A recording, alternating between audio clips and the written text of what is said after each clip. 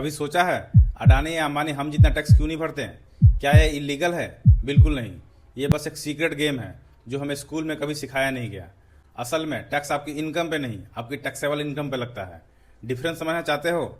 चलो दुनिया का सबसे स्मार्ट बंदे एलन मस्क का एग्जाम्पल लो।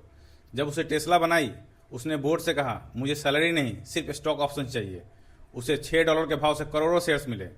कुछ साल बाद वही शेयर्स $150 के हो गए। मस्क दुनिया का सबसे रईस आदमी बन गया। पर जानते हो अकाउंट में कितनी सैलरी थी? 0। और जब तक वो शेयर्स बेचेगा नहीं, सरकार उससे $1 टैक्स मांग नहीं सकती। अब मस्क क्या करता है? वो बैंक जाता है और बोलता है मेरे पास बिलियंस डॉलर के शेयर्स हैं, मुझे बस 100 मिलियन का लोन दे दो। बैंक खुशी खुशी लोन दे देता है क्योंकि उसके पास मस्क के शेयर का सिक्योरिटी है। अब मस्क के पास कैश आ गया, पर ये उसकी इनकम नहीं, उसका कर्ज है। और भाई दुनिया में कभी भी कर्ज पे टैक्स नहीं लगता। इसी पैसे से वो ट्विटर खरीदता है, मजे करता है और टैक्स भरता है 0। हम सैलरी लेते हैं और टैक्स भरते हैं, वो एसेट रखते हैं, लोन लेते हैं और टैक्स बचाते हैं। फर्क मेहनत का नहीं, रूल समझने का है। बिटकॉइन का भी वही सीन है। जब तक इंडियन बैंक में पैसा नहीं लाओगे, टैक्स का चक्कर नहीं पड़ेगा। अब तुम ज़्यादा समझदार हो, समझ तो गए ही होगे। बात समझ आई हो तो लाइक और शेयर ठोक देना। कमेंट में बताओ सैलरी वाली रेस या स्मार्ट स्ट्रेटेजी।